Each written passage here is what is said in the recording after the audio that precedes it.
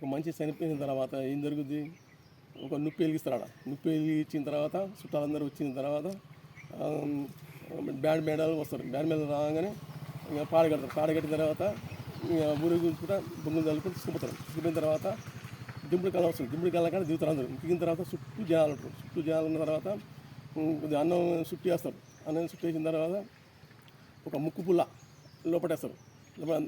నోటేసిన తర్వాత ఇక చనిపోయిన తర్వాత అమ్మ కానీ ఉంటే తల్లి కానీ ఎవరన్నా ఉన్నాను, నాన్న కానీ అన్న కానీ ఎవరు వచ్చినా ఉన్నా కానీ వాళ్ళు అనిపిస్తారు ఏమన్నా నానాలే, అమ్మాలే, అయ్యాలే అని అంటారు.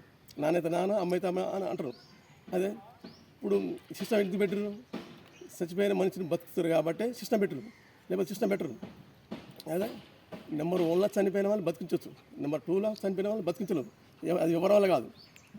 నెంబర్ 1లో బతికించాలంటే ఏం చేయాలి, ఇంత శరీరం తీసుకుపోయి ల్యాబ్లో తీసుకుపోయి చెక్ చేయాలి. చెక్ చేస్తే అప్పుడు దొరుకుతుంది, ఎప్పుడు చచ్చిన ఏ సంగతి తెలుస్తుంది.